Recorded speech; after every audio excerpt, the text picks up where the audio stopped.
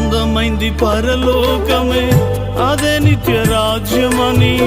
అందమైంది పరలోకమే